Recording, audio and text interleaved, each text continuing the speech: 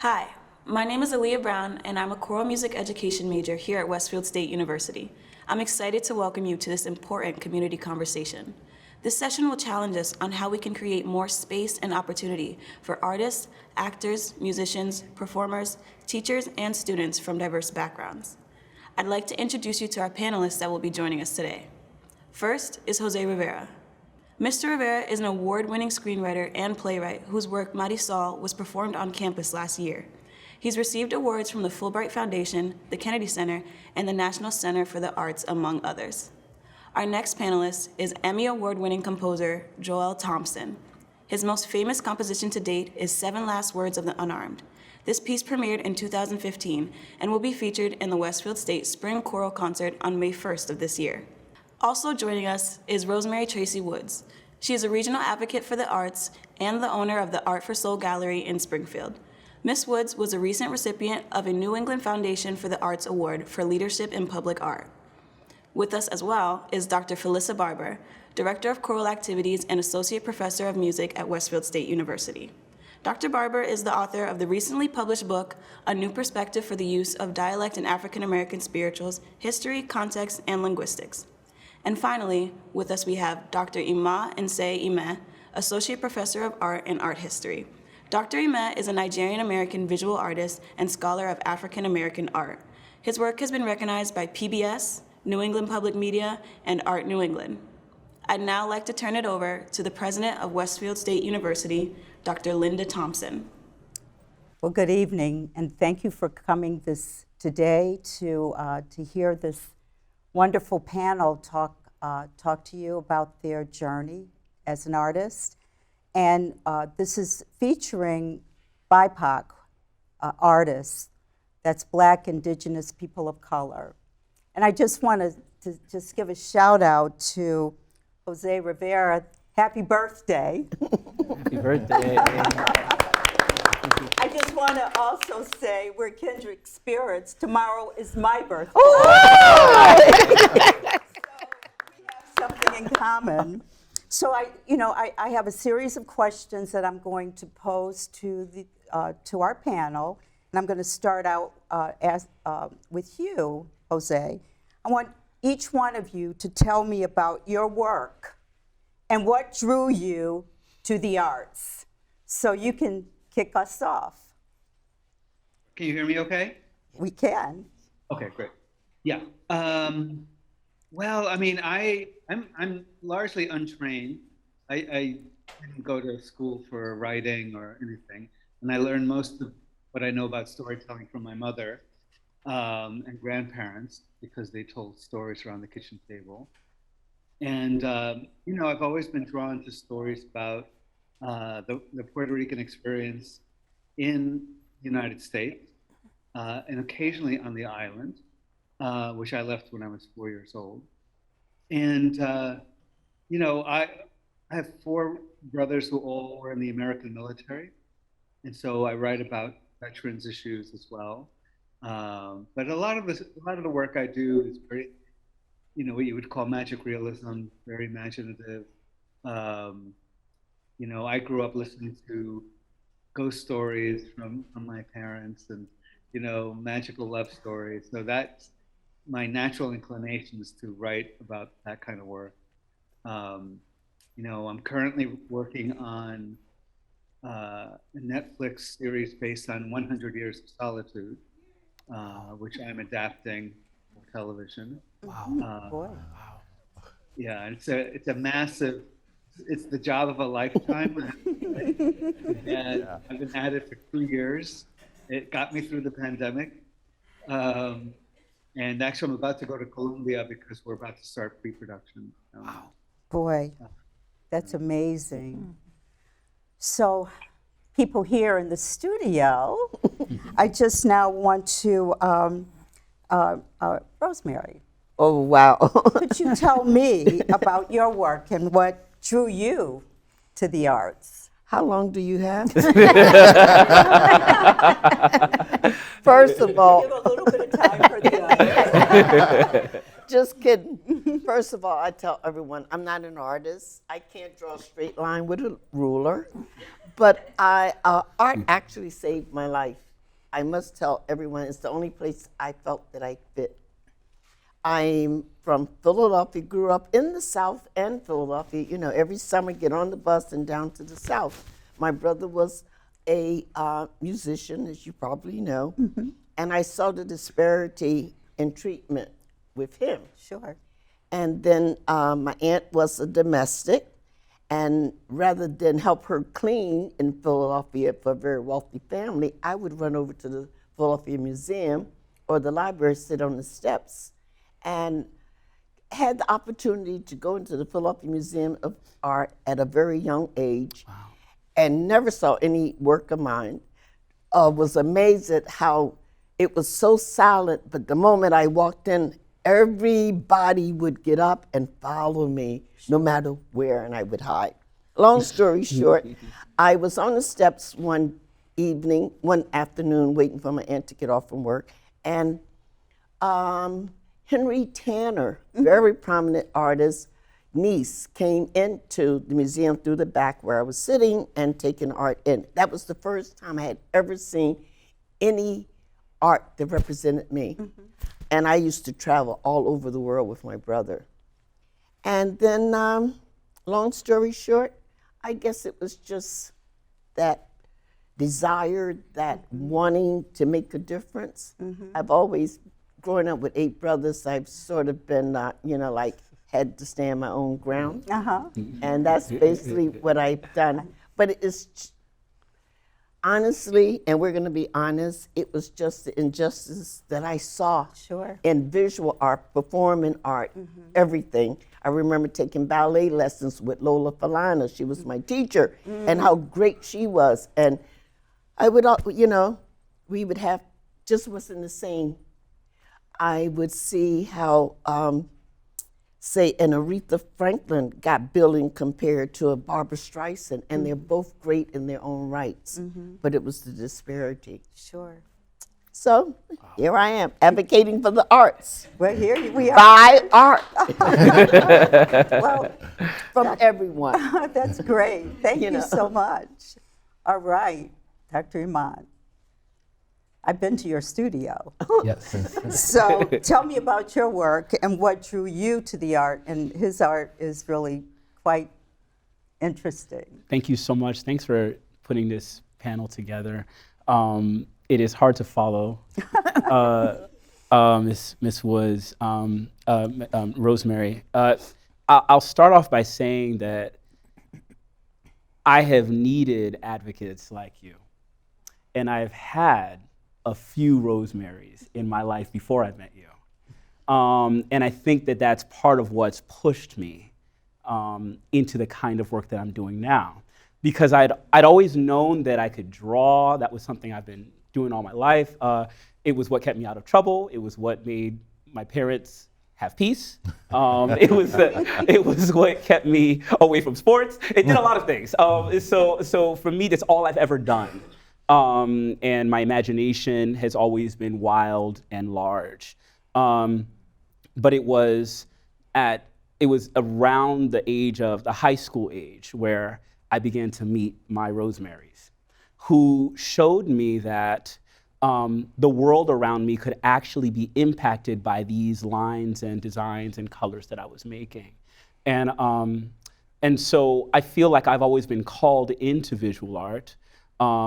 But it really, the sense of advocacy that I developed over the years really began in high school and has grown. And I can't predict what anybody else on this panel will say, but I think if you asked any one of us, to what degree is your sense of advocacy and wanting to change the world connected to your creation, your creativity, I think you're going to find it hard for anyone to answer that question here because it winds up growing together. I've always wondered what it would be like to just want to create because I wanted to make something beautiful and not because I wanted to immediately, urgently change my atmosphere because it was so awful. And so I can't speak to what everyone else will say, but somewhere in there, there's this idea that what I'm doing is a prayer what I'm doing, the lines that I make somehow are willing the world to change. And I haven't been able to ever separate those feelings. Thank you. That's something to follow. Okay. Felicia. Yeah, I was like, yeah, you're gonna be like, you're gonna be last. You got a minute to think about it. No. I know you can respond. I can respond. I really got into the art of music because I love to sing, and I loved to sing as a child. I think part of it was in the African American community, especially, singing and music is so much a part of the community. My mother was the church pianist. Everyone in my family sang. We sang in the kitchen. We sang, after school, there was music playing from the house as I walked home from school. And so much of my upbringing was centered around music. And so there was a passion just for singing and the art of music. I think what drew me to choral music specifically is that idea of community that is a part of the music making process, which over the past 2 years has been really difficult as we've been in COVID and trying to do things through Zoom. You miss the community that is built in the collaboration and the process of music making. And so that has been really, really significant as we come back. I think for advocacy, as far as advocacy, I really have just wanted my life to be a positive change.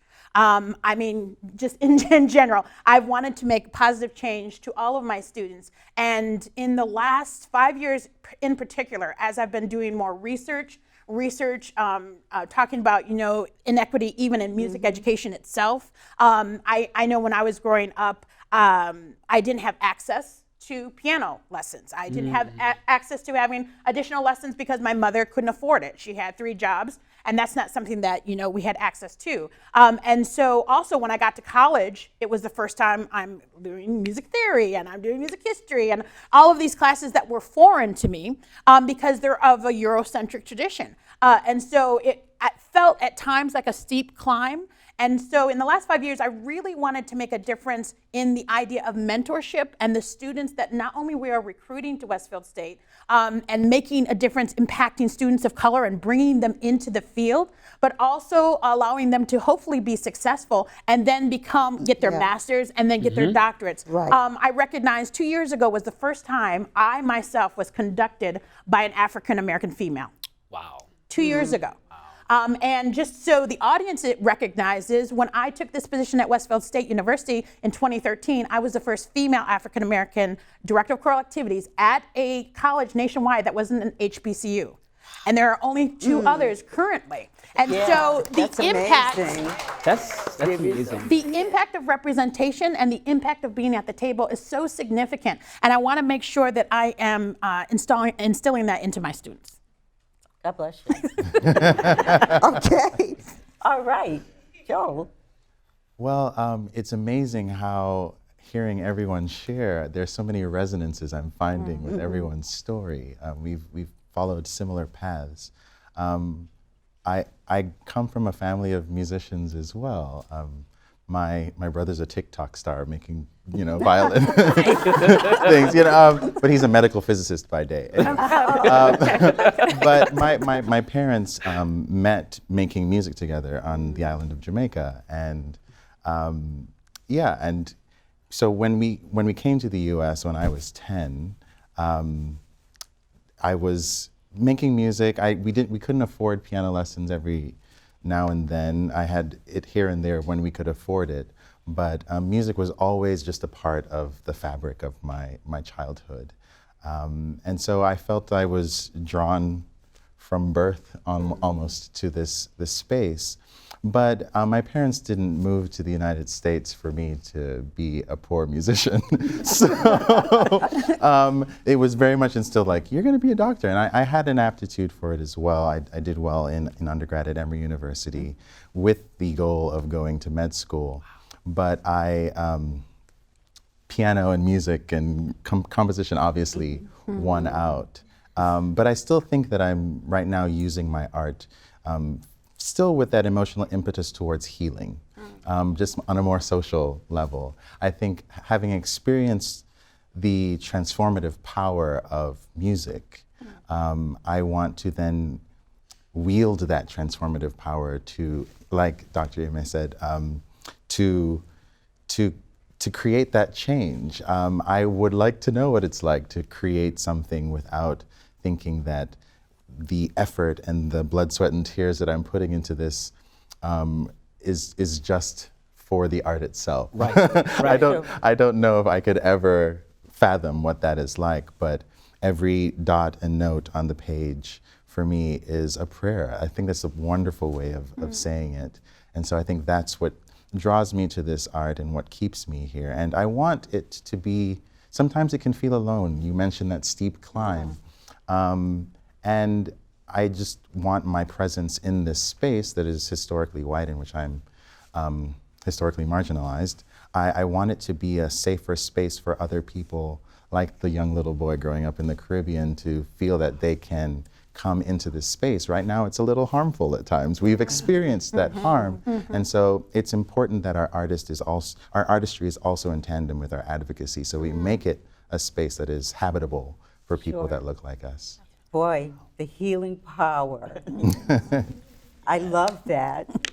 So I have the next question I have for everyone is, and I think you've touched on it, but what does it mean to be an artist of color today? And so I'll start with you, Jose. Yeah, that's a big question. I mean, I am old enough to have seen some progress, at least for Latinx artists in the theater, and somewhat in film and television. When I came up, I had no mentors. There were a few Latin writers that I really respected, but there weren't many. And I'm happy to say that today I find that that's not the case. I run into scores of talented, motivated, well-trained Latin theater artists everywhere in the country. And that's a big, big change from when I first started out. The thing that I think is really important is for those of us in the Latin community to inhabit spaces where power resides. And that is less common. I can point you towards, 24 wonderful Latin playwrights, but I can't tell you who the Latin artistic directors are necessarily, or the Latin producers at the studios. Those are still, after all this time, woefully underrepresented in that area. My goal is to unleash the storytelling power of young artists of color. And I've been mentoring for about 30 years now, and mentor about 40 people now in New York, either in person or via Zoom. And it doesn't matter to me what stories they want to tell, as long as they're honest stories. Sure. And that they reflect a corner of social experience that is never properly seen by most Americans. So that's how I feel. I mean, I do feel optimistic, to be quite honest, just because of the beauty and intensity and just sheer dedication of young Latinx artists. That gives me enormous hope. Every once in a while I'll meet a young artist and they'll say, "Oh, Mr. Rivera, yours was the first Latin play I did in my life. Yours was the first Latin play our college ever did." And that is both gratifying and terrifying. Oh boy, oh God. Well, you would, if we had you on our campus today or tomorrow, you'll have a lot of people who want to come and just surround you. So we have to do that someday. So, Joel, I'll turn it over to you. What does it mean to be an artist of color today for you? Yes, it is a difficult journey, but a necessary one. As we've all expressed before, we feel called to do this. There's no other choice. a lot of labels get thrown at the art that we produce, though. And there's this idea of arts activism, and we are centering our art to advocate for our communities. And so that leads to these labels. And it's sometimes hard to contend with the meanings behind these labels. But they're part and parcel of who we are. I really like what Mr. Rivera said about having the stories be honest. And I think honesty is something that I prioritize a lot in my art as well. Having it be true to who I am, I think that's the only way I can function in these spaces that can sometimes be hostile towards me. And so, and that honesty sometimes means that it gets these labels of activist art and all of that, but sometimes it's Seven Last Words of the Unarmed, and it's rooted in the grief and pain of our experience, and sometimes it's a setting of the children's book The Snowy Day by Ezra Jack Keats about a little black boy having fun in the snow, and both can be revolutionary on their own feet, you know. And so I just try to exist and be as honest as possible. Oh, sure. Well, thank you. Can I? Sure. Your conversation about space is so interesting to me because I know obviously musicians need space in order to and you create spaces and you alter them with sound. Artists are always thinking about space. Like, in order to like do what I do now, I have to have a studio space. You know, depending on how large my works are, the studio space has to be bigger, so on and so forth. So the idea of hostile spaces, I think that's probably the best way to frame it.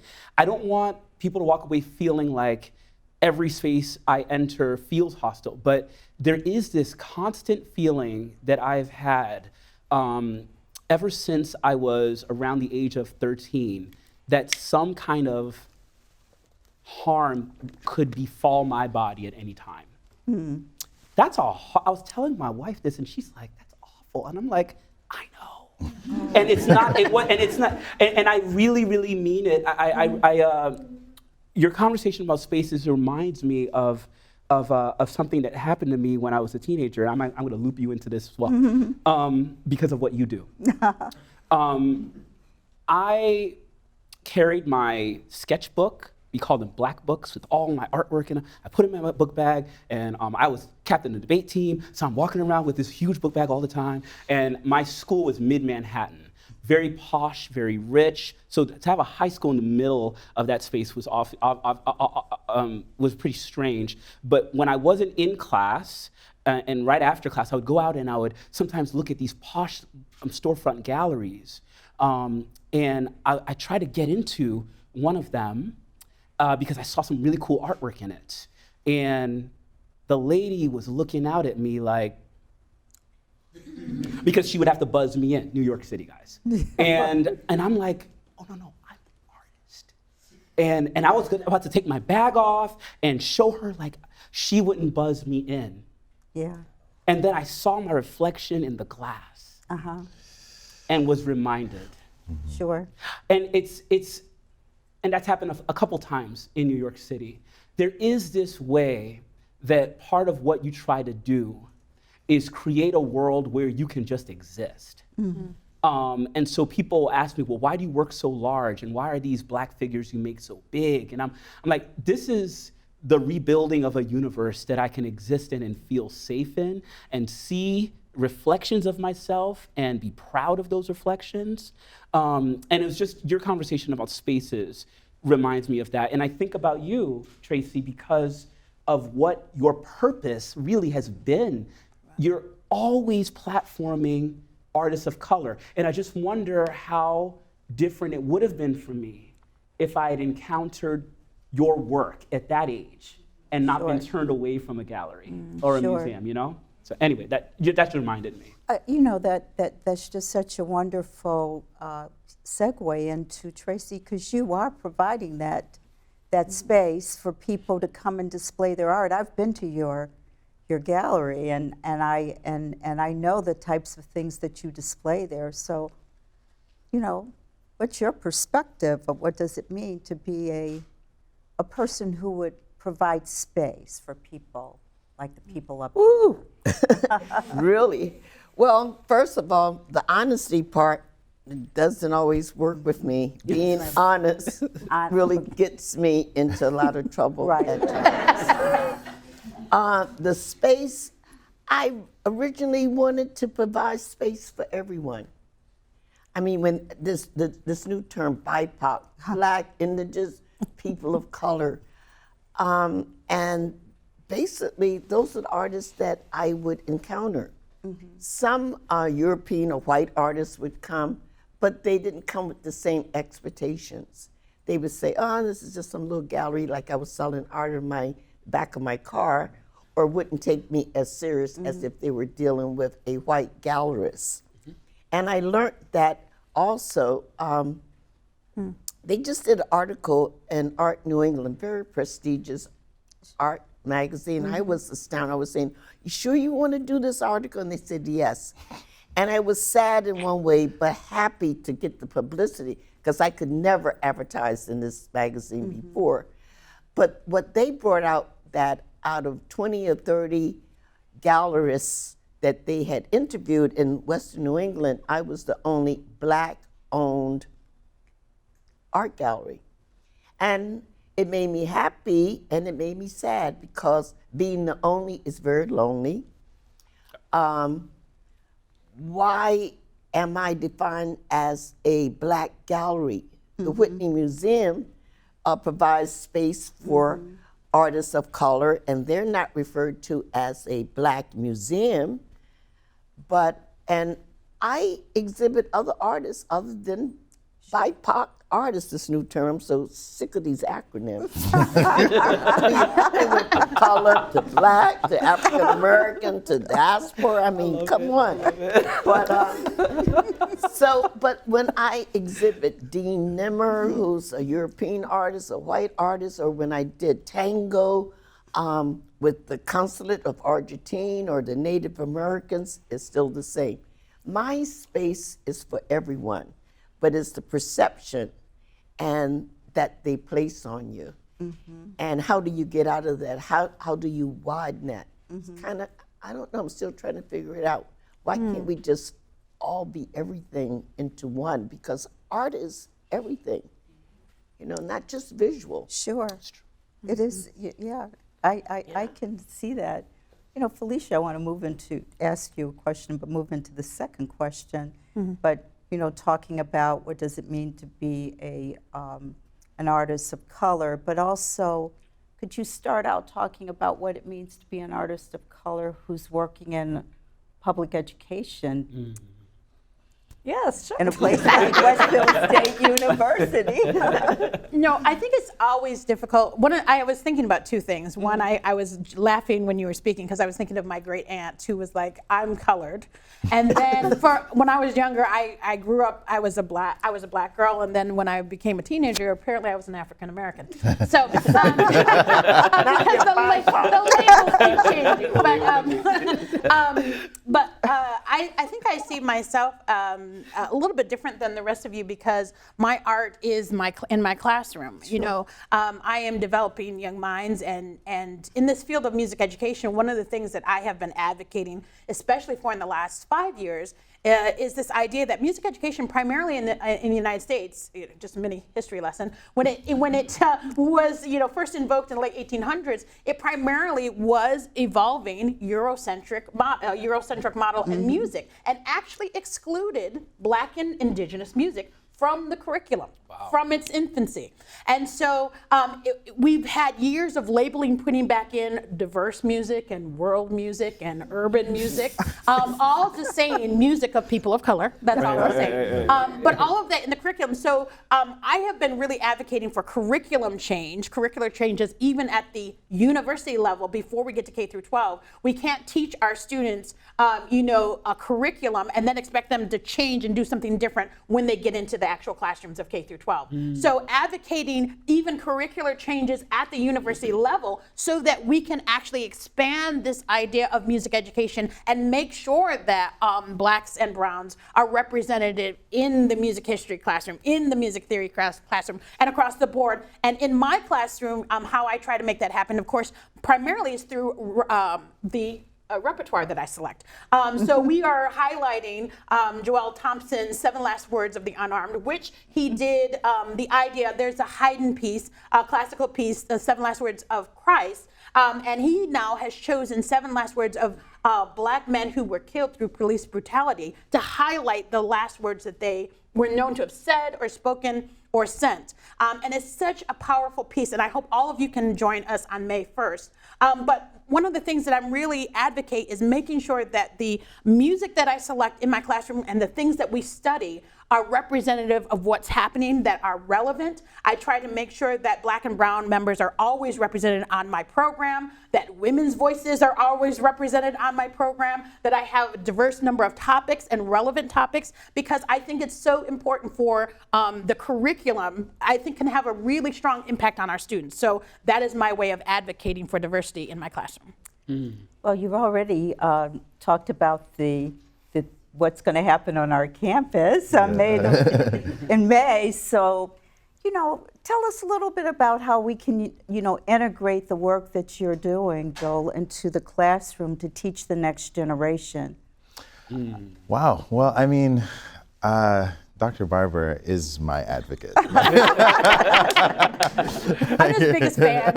Some may say accidentally stalker. I'm joking. I'm joking. No, but I really saw what he was doing probably 6 or 7 years ago. Way before anyone else. I went and found him at a conference and said, I see what you're doing, and I support everything, and I have made sure that every year I do something of his. I've just been waiting to do this particular work, but everything that he does is so striking and relevant and so thought-provoking and really makes these students have to think about social issues. So, I'm sorry. I'm a bit of a fan, but go ahead. No, I think it's important to note, though, that in the process of my own education, music education, that the first time I studied music in the classroom by anyone that looked like me was 2019 in my doctorate. Oh. And so in terms of hostile spaces in which it's as if I'm chasing a pipe dream. Like this is not possible because the representation that we see in the curriculum is few and far between. And so basically what Dr. Barber said, my dream is that there are a number of us who are making music, who have made music. I'm glad that Florence Price is seeing a resurgence of her work being performed, and hopefully that's going to be embedded in the theory and history curriculum as well. But Jesse Montgomery, Carlos Simon, Dave Franklin, Damian Jeter, there's so many of us making music in this idiom right now, and I hope that their music can be incorporated into the curriculum and into the canon as well. And can I just say too, we always talk about putting in a box. Oftentimes when they hear an African-American composer, they think, oh, they're writing spirituals. They're writing gospel music. No, we write everything. He's doing a work with orchestra. And so really thinking outside of the box and not trying to pin artists of color in a specific box to check something off, because we're in everything. So that's important to note. Yeah. So thinking about playwrights. So I'll turn it over to Jose Rivera in terms of how do we begin to integrate the work that you do into the classroom as we're trying to develop the next generation of performers or artists?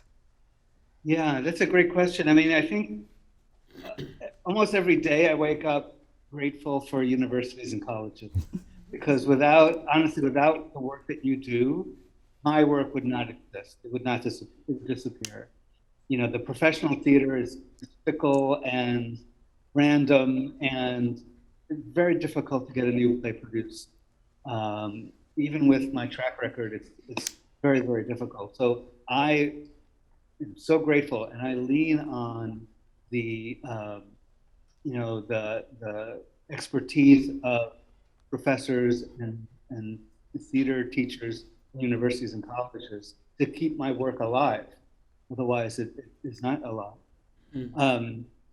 I think that, funny, my daughter teaches at State University of Utah, and she teaches primarily the literature of women of color. And she teaches primarily white kids. And for them, it's a huge revelation.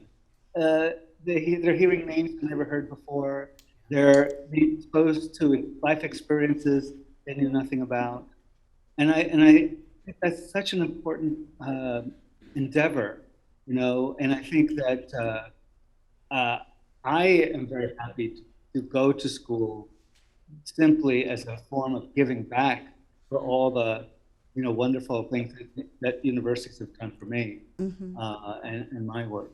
Sure. I think anytime a university can bring a living, working artist into your community, that's invaluable. I'm old enough that when I was in college, Ruby Dee came to my college. Oh, And I was like, I fell in love with her so hard.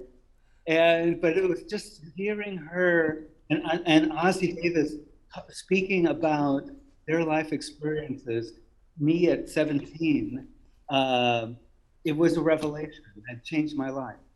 And so I think those experiences of having residence, having artistic residence in a school environment is, there's nothing like it. but you've given me some ideas about what we need to do on our campus.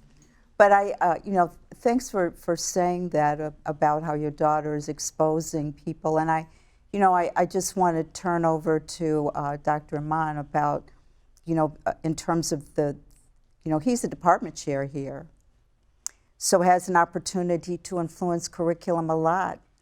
And how are you trying to do that with your visual art, where you're also involved in the history of art? Right. As an art historian, it probably is, it's likely a little easier for me to deal with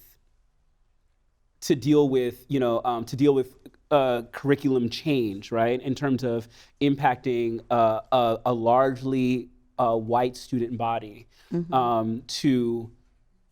to see the world a little bit differently, right? So with in my courses, for example, and there's a general art survey course that I teach that many students take as part of their core, and I start with Africa. That sounds like a little thing until you look at what normally happens in traditional art history courses. Africa, if we reach Africa, might be, a snippet, half a lecture, and there are these brown people, or there are these objects, or the way Africa is taught, the way Black objects is taught. They're usually taught as strictly ornamental, or weird words are used that, like ritual, without explaining what that is, without explaining to those students that you have your own set of rituals too. Ritual does not mean dancing around a fire and screaming. Ritual can mean wearing a certain item of clothing so that your football team wins, right? Right. So helping my students to see how our cultures really aren't so different. They just are extremely different, right? And letting them sit in that space of nuance, while they learn words and names that they know they'll never use again, and they're frustrated trying to pronounce these names. And I'm like, you are gonna be frustrated the whole semester, let's do it. But by the end of the unit, which is nice and long, on African art and African ritual and performance, they have an understanding of the utility of art. That it's not, when you go to a museum and you see an art object that is from Africa or from a non-Western, nation or non-European nation, this is not just an aesthetic object. It was made for a reason. We are today calling this art, right? But these objects are usually made for something much bigger than our understanding of what, of aesthetics is. And so having a chance to meet with my students in that way, and having them walk away at the very least grappling with how the African art objects and ritual we just learned about is connected, how those objects are connected to what we saw with flag bearing on January 6th at the Capitol, right? Having them understand immediately what ritual is for us in this nation, what symbols are, and so on and so forth. I think that there are a lot of, it's easier for me as an art historian to do that. I don't teach studio here at Westfield State. I know, you told me which that. might be a little bit odd, but but I am beginning to work with students in a hybrid way where we bring together the things they're making with the history and the writing. And so I agree with you, Mr. Rivera, that the university space is something special, and when resources are made and there's a will. Amazing, magical things can happen through the arts. I really appreciate your bringing that back to my attention about the studio, and that's something we'll work on. So, but next semester, God help us. But Rosemary, you're listening to this conversation of these artists here, and you are an advocate for the arts. And the thing that I've been, really thinking about is how do we use the arts to heal some of the issues going on right now in our country. You just heard Dr. Iman talking about January 6th, and we're watching the things going on with the Supreme Court nominee and trying to get her nominated, and this whole conversation around critical race theory and racism and issues like that. How do we use the arts to really say that we're to advocate for the importance of these artists who represent a different different group of people, BIPOC artists? How do we get people to understand that their art is just as important? How do you do that as an advocate? Well, the first thing is what we're doing now is the discussion. Has to be communication. It has to be honesty, and we have to move on. I tell everyone I don't want to hear any more slave stories. I don't want to hear any more what we could have or should have. What are we doing? We have to come out of the past. We have to heal. There has to be forgiveness, and it has to be movement. And that movement has to be in a positive way. I'm so sick of the acronyms, and it has to be a realization. Everyone has to take responsibility. And we have to be willing to change. All the old folks and old ideas have to be gone. I mean, when is there going to be change? I'm here, and I'm not going to even tell you how old I am, but I've been around the block a few times, and I don't see the change. We want change. When? When did you want it? How long are you going to wait? You just can't continue to talk about it. I mean, when we were on COVID, if you didn't have music, television, a book, something, you were dead. You actually were dead, because in some phase of whatever we go through, war, whatever, there's creativity, there's the arts, and it's a part of our life. Sure. And do you want it? Do you really want it? Sure. I always thought about when I was growing up that becoming an artist was a luxury because you had to have access to things in order to do that. So the thing that I just want to ask each one of you is, how do we begin to support little girls and boys or young people to encourage them to become the next generation of artists? And what is it that we need to do? And I want to start out with you, I Rosemary. can tell you. Yeah. Everyone cannot be the doctor, lawyer, and Indian chief. There is so much money in the arts. Art follows the money, and the money follows the arts. Installer. I mean, look, have you ever gone to a major museum and seen a black docent? Installer, archivist, conservationist. There's so many careers in the arts. I met a young man who didn't even graduate high school, and he was in New York. He was making $75 an hour packing and unpacking art. Even to install art, they have to have skills, math. How far down the wall you're gonna come? There's so many skills in the arts, and we need to encourage, not discourage. Oh no, you're not gonna be a starving artist. I mean, some of them are starving, but a lot of artists make a good living off of their art. Yeah, I love the comment that you're making, that there are multiple ways to be engaged in the art. Graphic artists. You know Yeah. how much money I pay graphic artists? Oh my goodness. Oh, I know. You know, I mean, Yeah. marketing, writing for the arts. I mean, Sure. just to get a kid who can write a good article.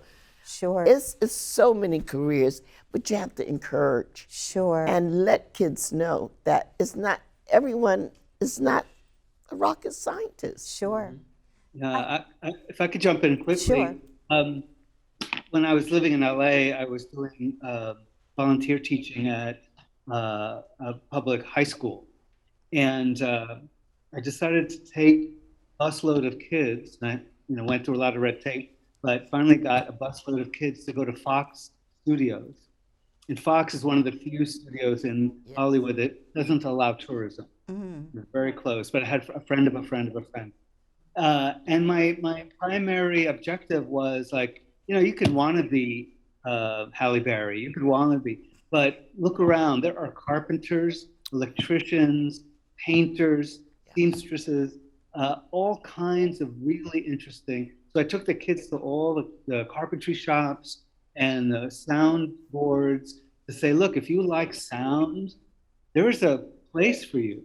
Right. If you like to draw and you like colors, there are art departments. Yes. I mean, the possibilities, especially in film and television, so much more interesting than wanting to be an actor, I think.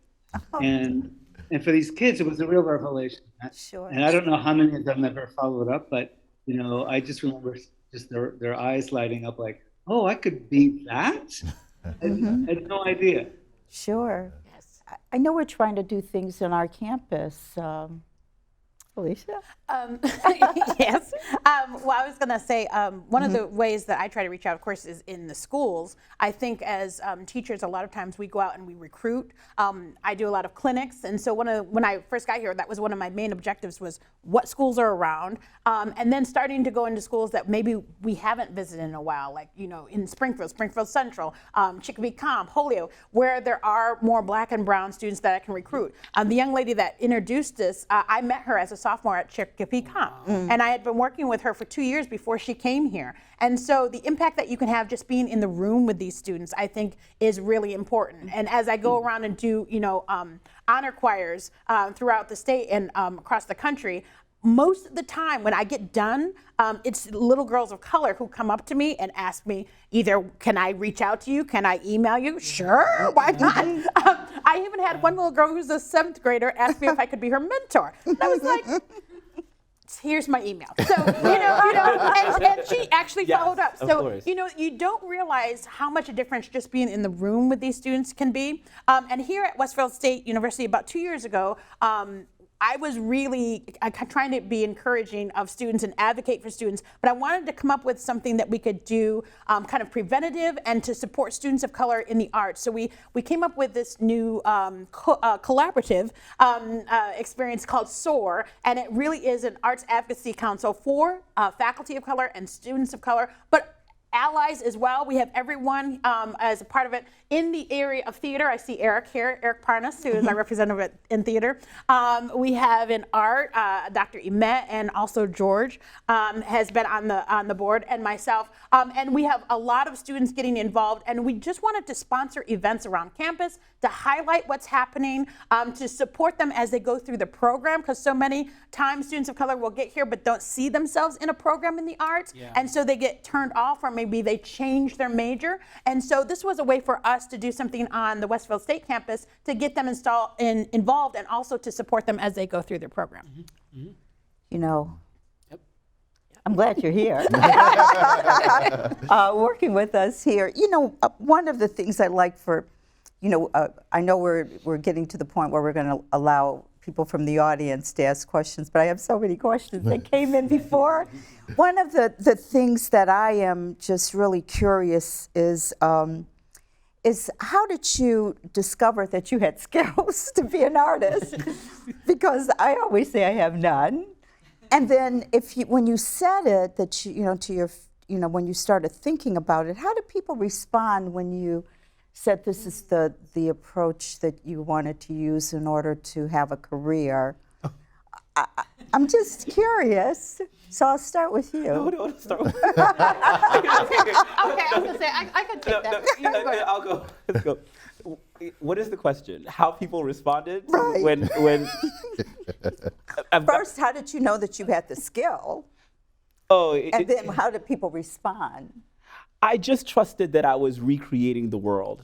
And so that I always knew, and then it was also, as you're younger, people are like, oh, that's really nice. And I was like, oh, you're drawing another shark. Oh, you're drawing another shark, Imeh. Why are you drawing okay, now you're drawing a whale. And then before you know it, it's like, you know, I was drawing things because that was what I did. So I really didn't care how much people liked it. I just had to draw sharks or whales or whatever else.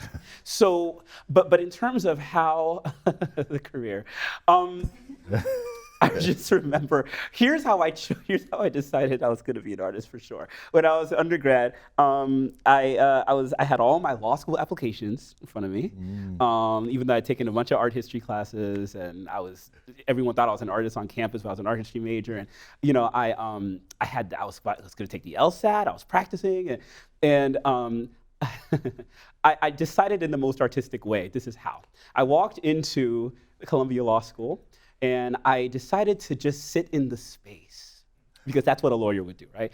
I went to Columbia Law School, and I sat in the rooms, and I'm seeing these rows of boring chairs, and you know, and I'm walking through the hallways, and I honestly, all I could do was say, God, could they throw a painting up or something? Like it was awful. And so I walked back to my dorm, and I actually cried because I knew that I couldn't apply to law school. Sure. And I had to call my very Nigerian parents.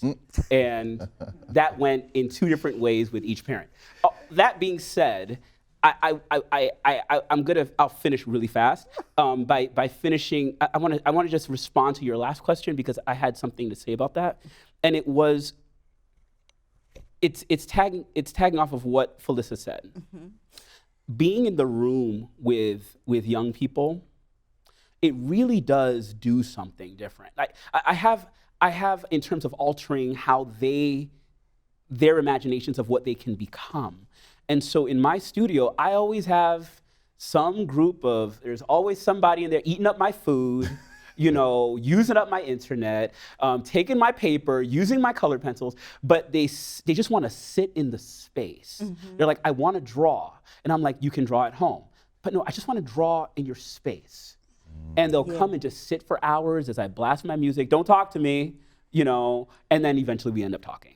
But I didn't realize how big a number of Westfield students have come. After they've graduated, they still come. I just want to study. I'm reading, I'm practicing. I just want to come and just sit. And they end up making really big decisions in that space of sitting. you know, with an artist. And so that just reminded me, I think there's something to be said and about kind of raising up your Joshuas, they call it, right? On purpose. Sure. For me, I feel like working with younger artists is the antidote to my burnout. I see the joy of discovering something for the first time in their eyes. I get to share the music that means so much to me and see them experience it, and then I realize this is why I do it. And so it's less about me giving to them and sometimes a lot of me seeing what is possible. It sort of keeps me there, and then I hope that they catch the bug as well, so I feel less alone in this space. So, Sure. So, Mr. Rivera, you're the playwright. So, share a little bit about how did you discover that you had this skill, and so. Yeah, I mean, I grew up very poor, and my father was a taxi driver, and so I'm the oldest son. So as all oldest sons, you want to do better than your father. So I really wanted to drive a bus when I was young. I thought that would be the greatest career ever, to drive a bus that would be larger than my father's taxi. But I had always, you know, it's strange, but I loved paper when I was a kid. Like, I like to touch paper. I like to run my hands over paper. And then it just became a short step from paper, putting something on the paper. And I just discovered that I liked holding a pencil and I liked making words. And I was so lucky to go to a good public school where I was strongly encouraged to keep writing by virtually every teacher I had. And I think that's when I knew. And I didn't know that, as I said, I wanted to be a bus driver. I didn't know there was a profession, you know, to being a writer. And I didn't care. I just loved the activity so much. And also I grew up in a household. We had no money. There were 9 kids. You know, it was chaotic. And the solitude and cocoon that I could nestle into as I wrote kept me sane and kept the chaos away. And that really was like the therapeutic quality of the writing I was doing. Sure, that's just that's so interesting. Driving a bus was a step up from the taxi. That is so wonderful. I heard you singing when we visited the studio, the art studio, and one of the things that I also heard you talking about was that book that you wrote on spirituals, and why don't you share a little bit about the approach that you used when you were writing that book with the audience here, because I was really fascinated by it. So. Well, one of my passions is, of course, singing, and African American spirituals. I think from the foundation of having gospel music being home for me, because of my background and with my mother being a church musician, it was one of the things that when I went to my doctorate, I was interested in looking at the performance practice. But what drew me even further was this idea of dialect. And so in African American spirituals, a lot of times the dialect of African American English is what's being reflected. But it also has caused some issues between African American and non-African American performers with whether to use the dialect or not, whether it is because of the negative connotations that are associated with the dialect. And so for me, I actually approached my research through a linguistic lens, looking at the dialect and trying to go through this truism that says in linguistics that all language is equal. In the United States, we live in a dominant language ideology that's taught to us that, Standard American English is here and every other language or dialect is subservient or inferior. And so I wanted to come with a new perspective and talk about the beauty of the language, talk about the acquisition that came through the slaves' acquisition of the language and how they were taught and how that impacted the idea that, you know, THs were not in their, the languages, not one language coming from Africa, but the languages of Africa, or the R. And so many of the consonants were softened. And so that's part of the beauty of the language. But recognizing also that in the United States, that the language itself was weaponized through things like minstrelsy, and where in which the language was taken and used to say this and this about a people. I know we did a joint presentation about connotations in art and music. And so that's one of the reasons I wanted to come at this linguistically, so that we could have a new perspective on the language, and also so that a lot of these gems in the genre could be performed, and that people would have research to come to the performance practice with to help them in the classroom. So. Yeah. That was a mouthful. It's groundbreaking, though. It's Yeah. groundbreaking. It's the idea of taking something that everybody believes to be one way and saying, is it possible that we're looking at this history completely incorrectly? Here, let me write a book and tell you how that's possible. Thank you, Felicia. Yeah. It's brilliant.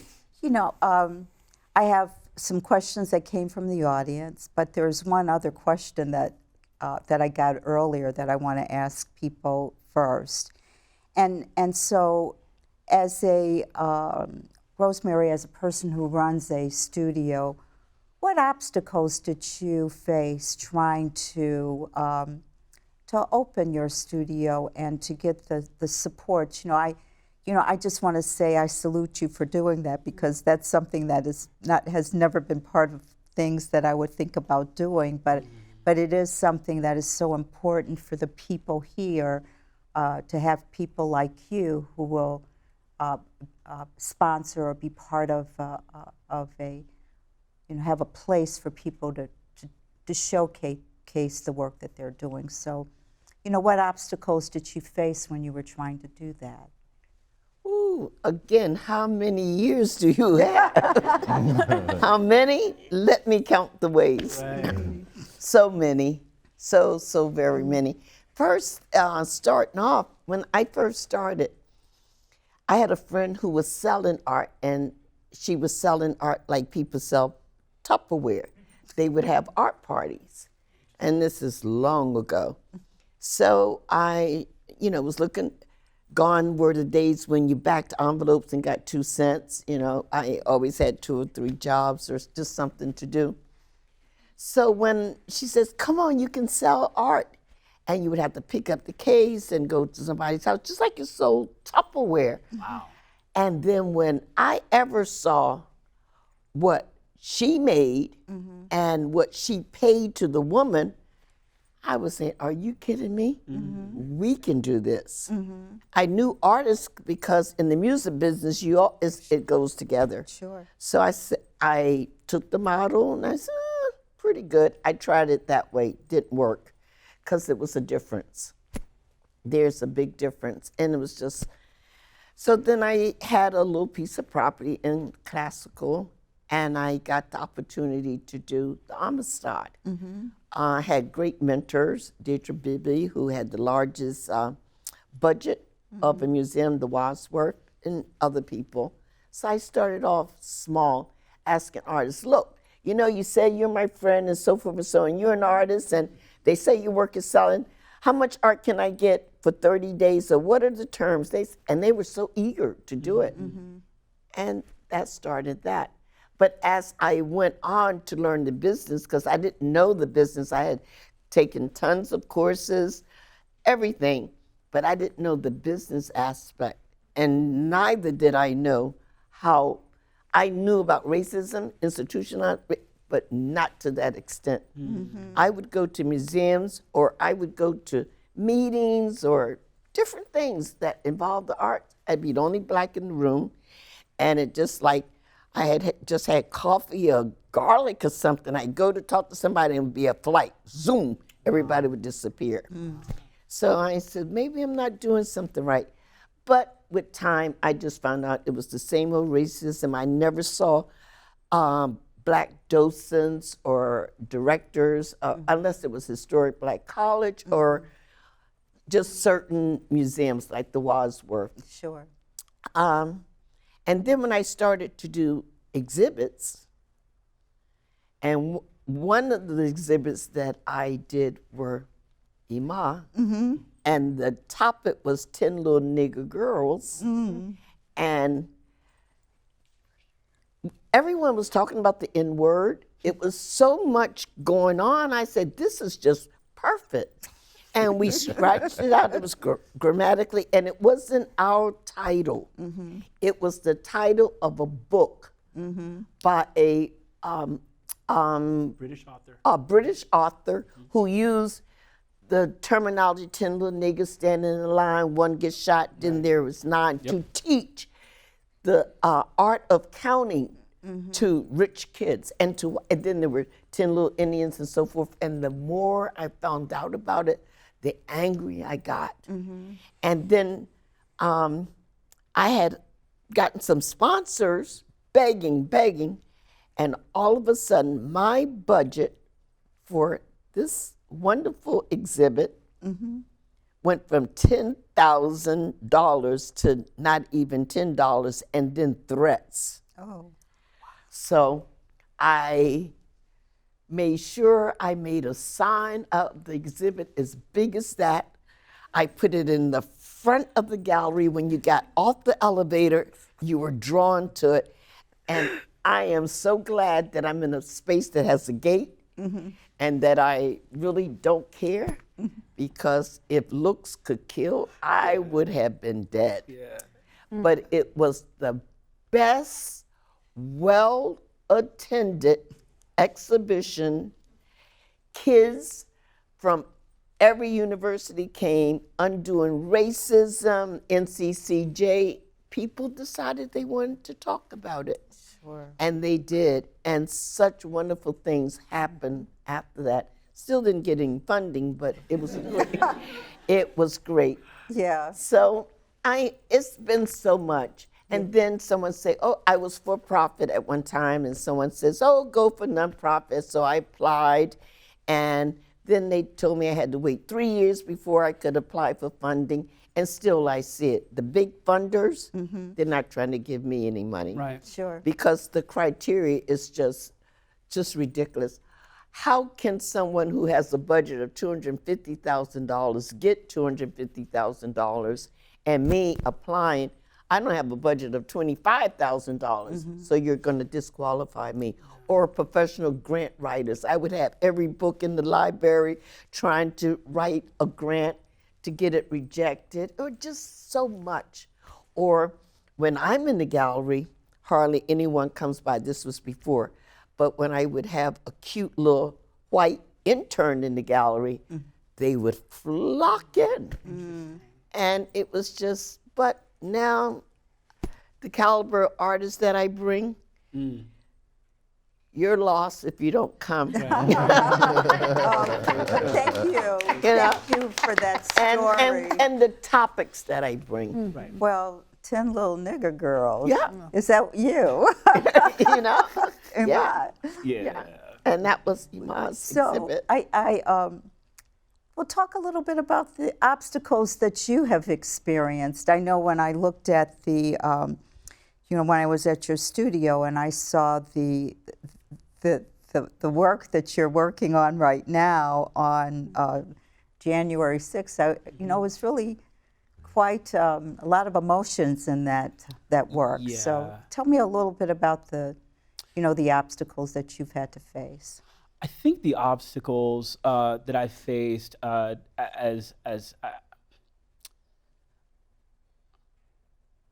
wonder if I don't know if I'll call them obstacles. I mean, there are obstacles that artists face in general, and then there's this feeling of feeling like you need to legitimize the story you're trying to tell, or having people look at what you're doing and say, "Hey, you've been you've seemed like you've been angry for a while. What are you gonna make something nice? Like, you know, like, or something with colors, you know, after Charlottesville in 2017, after a series of racist incidents across college campuses in the United States, including Westfield, 2017. That same time period, someone at my church, predominantly white church, I no longer go to this church, posted a news to his Facebook page. He was not reprimanded in any serious way after I brought this up. There is this kind of loss. You talk about hostile environments and hostile spaces that sometimes causes the artwork to come. And so I did this project on campus called 17 Years Boy, and it was very dramatic, and I won't go into all of those things. It was overwhelming for me, and I was very happy when it was done. To have people on this campus then ask me, when are you gonna do that again? That was really, and I was mortified, because I'm like, no, this was a commemoration of a young Black boy that was killed. This was a commemoration of 17 other Black boys that were killed. Like, I can't do this again. I lost a portion of my soul in that space. This was not entertainment. And so in terms of obstacle, there is this way that, there is this trivializing of what we do. Ooh, that song you just sang made me cry, do it again. Or that thing you did, you know that thing that you do that again, because that does something for me. I think that, I don't know if that's an obstacle as much as it's frustrating. And so I try my best to be kind and graceful to people when I'm introducing them to these stories. But that's one that comes to mind. Can I jump in there? Sure. It's amazing how there are so many parallels between what you do and what, I mean, I responded to January 6th by writing an orchestral piece for orchestra and narrator using James Baldwin's words. We have to talk. We need to talk. Keep going, sorry.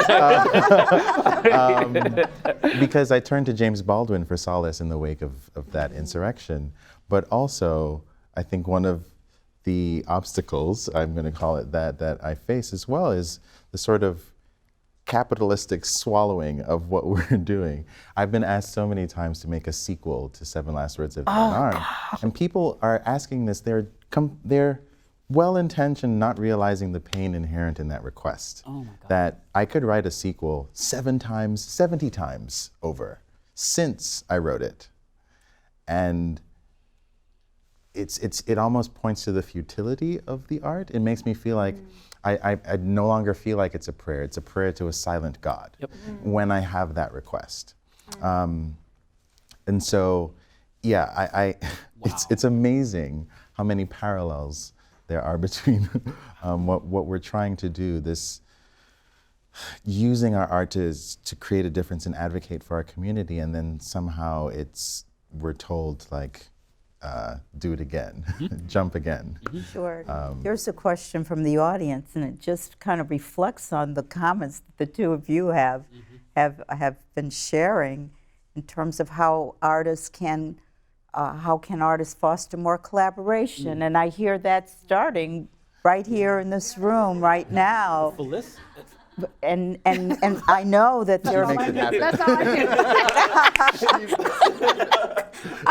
No, I was thinking when the 17 Years Boy, which was so powerful on this campus, 17 hours, we collaborated with music, and on every hour we had live performances. I'm looking at some of the performers in the house today, Dr. Sonia Lawson. We had the choir perform, we had instrumentalists perform, we had the whole wind symphony perform on an hour, and one of the pieces that I played when it wasn't a live performance was the Seven Last Words of the Unarmed. And he was like, what is this piece? Yeah. So the fact that you are now meeting is just really, really powerful, because that connection was there even when you didn't realize it. And so I really love the idea of collaboration. I collaborate a lot with Dr. Imeh. I try to cross-curricular collaborate with any artist trying to bring in, even with this project that we're doing now, I have invited faculty performers that will be performing in the choir as well as in the orchestra. We have alumni that are coming back to sing with us, and I'm going to have some community engagement beforehand because we're going to have a guest lecture with this. Mr. Thompson's coming back, but we're going to have some community engagement as well. But I love the idea as much as we can to have the arts impact not only our students here, but also the community. Sure. Mr. Rivera, do you want to share any of your thoughts about how we can collaborate more? Yeah, I mean, I think intergenerational collaboration is really important.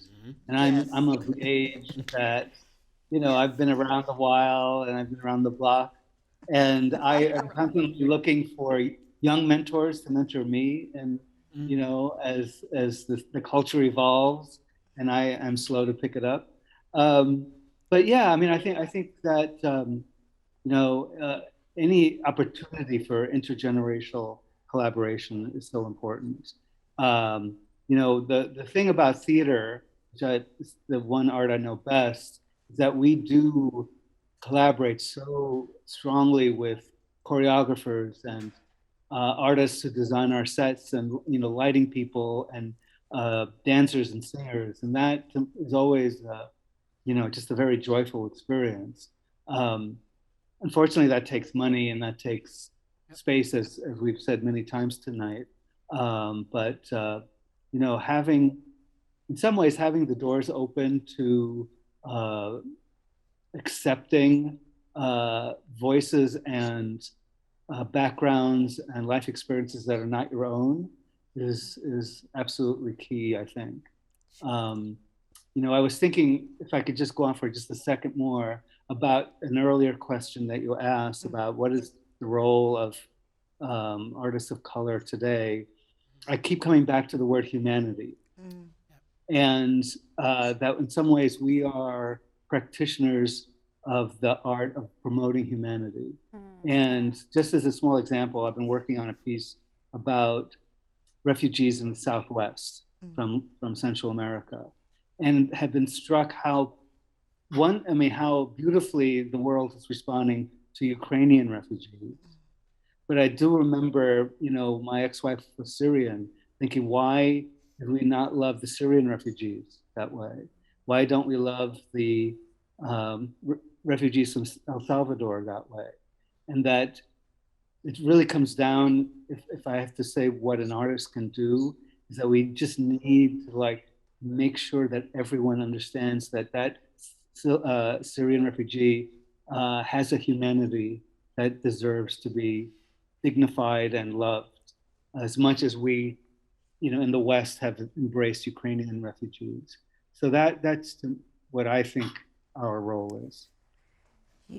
That you really touched a really soft spot in the hearts of everyone, I think, on our campus. We have a conference tomorrow with a focus on the humanity that people in the arts can provide to people in this country. So I just want to thank you for saying that, because it's, we're trying to do that on our campus. And one of the things I just want to give everyone an opportunity to do is to, we're almost at the end of the time, and I've just really enjoyed listening to all of you, is to give you, each one of you, an opportunity to share your perspective, not based on any question that I'm asking, but just, what is it that you want this audience to know about the importance of the arts? And the arts,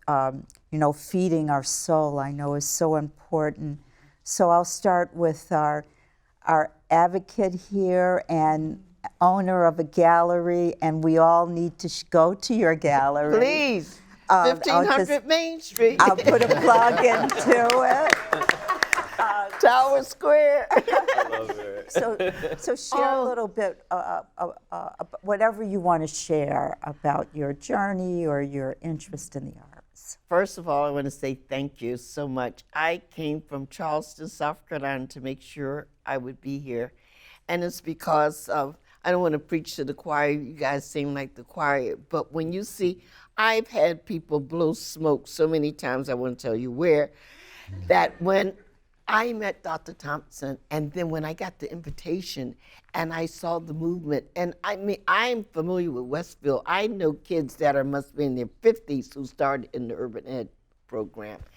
And when you see an institution or an organization not only just talk the talk, but do the walk, that gives you some hope, some inspiration. So what I would say to everyone is that everyone is creative.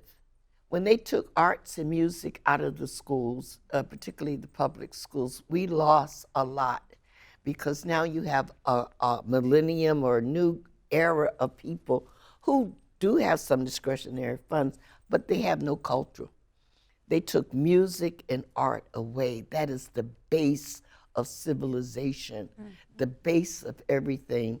And until we bring that back and put the human back in it, get rid of all these terms and perceptions and DEI and IED and it's in the cloud and all that, and come back to reality and just be human and love each other. And we'll make our own music.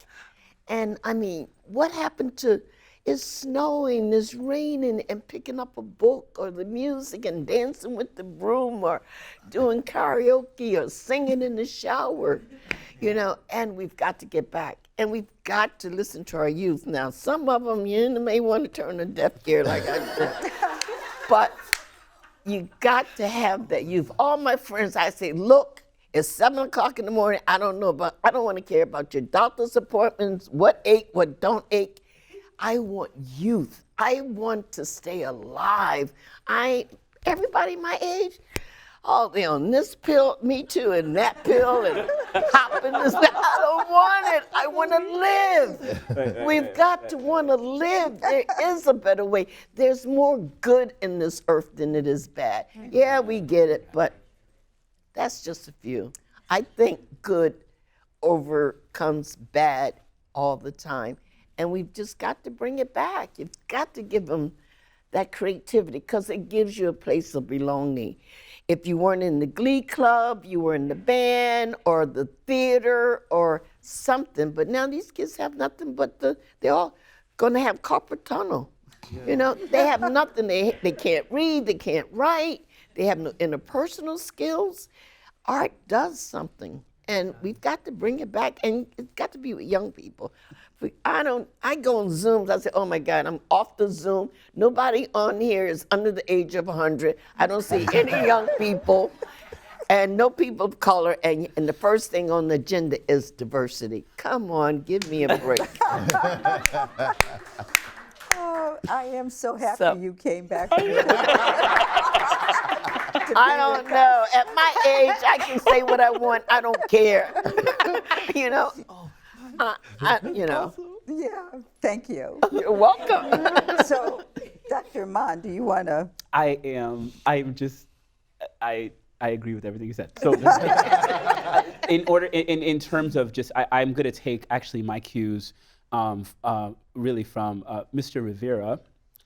I know you know this already, but you have a way of, there are very few people that I've wanted to take their sentences and frame them. I'm just listening to you. Find a way your language helps me understand some of the things that I'm feeling, and it makes sense because you're a playwright. But I'm just saying, you've said a few things today that resonated with me, and one of the things you said goes back to what you said, Mr. Thompson, is this idea of making the art and it not necessarily being attached to anything outside of the making of it, the hope for that. When you were describing how, as a young man, you liked the feeling of paper, it isn't something, I don't think that people understand that young people of color slow down enough to appreciate the way light falls on a blade of grass, or the way paper smells, or the way it feels. And I think that the takeaway, my proposal of a takeaway is understand that the Black and brown, not just all children, all of them, but it's hard for us to imagine Black and brown kids in this way. They are perceptive, and they slow down the world enough to appreciate those things too. I did when I was a young man. I cared about the nib of a pencil and the quality of it. As a very young man, I knew the different shapes of pens and what they would do, and my parents didn't understand why I was saving up my money to buy a particular pen, but I did. And because it did something different from the other one. That was at a very young age. And so be inspired by the fact that young people are going to make art whether or not you like it. And open up some resources and spaces for them to just exist. And that's my... Sure. Mr. Rivera, do you want to respond to that? Yes, And thank final you so much. comments, I've never heard anyone want to frame my words before. Yeah, I mean, I want to just talk quickly. The topic of obstacles came up earlier. Sure. And I thought, and we know what they are historically, and they exist every day. But I also want to just touch on the idea that there are also internal obstacles that we, as writers and artists of color, have to deal with. As an example, I mean, I grew up on Eurocentric theater. So I thought that a play was something that Ibsen wrote, Chekhov, Strindberg, these are plays. And so as I was a young writer, I wanted to be like them. And so I wrote like them whenever I could. And for years, everything I wrote was rejected because I was mimicking something else. And I had a girlfriend, and I once told her the story about, we were so poor that a stick of butter left on the table overnight would be frozen solid the next morning, hard as a rock. And I was commiserating with her one day about, like, no one wants to do my plays. I suck as a writer. I don't know what's wrong. And she said, remember that story you told me about the stick of butter? Why don't you write about that? And it was like, holy shit. I never thought that would be good. And I did. And I wrote my first play about being a poor Puerto Rican kid on Long Island. And that was the play that really broke through everything for me. And so anyway, I just want to tell that story just because all young artists, I think, will have some kind of inner obstacle like that, where they don't feel that their voice is important enough to be heard and seen and spoken. Sure. Felicia, final comments. Final comments. I would just like to say that I think that we all feel that our art is a place for people to meet. And I think that there is so much community in art. So I'd like to encourage that idea of community, especially in the process of music making. And then my second emphasis would like to be, and I think this was stated by Ms. Rivera as well as Dr. Imeh, the idea of art equity and access. I think of so many reasons why I should not be sitting here. There's so many reasons, so many paths, or people who said you shouldn't do this, you don't, this is not for you, or a piano teacher says I can't play, I can't teach you, and it was due to my color, or an instrumental teacher that said, we just don't have the funding to support having an extra, you're gonna have to figure it out. So many times I've had to figure out without having access and not having the opportunity, but making a way, a side way, or a part over here. So as much as we can to encourage access for all and having, giving students opportunities who have potential in these fields, who really have a passion for these fields, allowing them to have the access to be able to be successful. I think that's what I'd like to leave the audience. Sure. So, Mr. Thompson, I guess you will be my, you might be my cousin. Although I'm not from Jamaica. You have the final. Sure, I think I would like to second what everyone has shared and said. I especially resonate with the idea of using our art to advocate for our humanity, but in recent years it's sort of been fatiguing in a way. I think back to the pictures on postcards. They still have them in the Jim Crow Museum of lynchings and white families, like whole families, there to see the destruction of a beautiful Black life. And to me, I see that picture and I see a bunch of people who have lost touch with their humanity. Wow. And I think our art can help them get in touch with their humanity. The idea of not seeing us as able to love the feel of paper, or that's not our problem. That's someone else who's looking at us. Because if we look at our life and the media that we receive on TV, we have exercised our muscles of empathy because I'm reading Bridge to Terabithia and connecting with the characters. I'm watching TV shows where there's no one that looks like me and I can still connect to the characters. And when I'm making Black art, I don't know if that's going to be as relatable to our audience. That's their problem. Sure. Okay, so I think our art can help them get in touch with their humanity so that they can see us in our full humanity. And I think that's my goal for the rest, for a while. This has been such a wonderful conversation, and I just want to thank all of our panelists today for this thought-provoking conversation. And I'd like to thank those of you who joined us here in the studio, as well as those who've joined us online. And I hope that you will be with us again on April the 7th, when we will have a conversation with State Representatives Orlando Ramos and Bud Williams and others about governing in 2022, giving a voice to all. So until then, good night.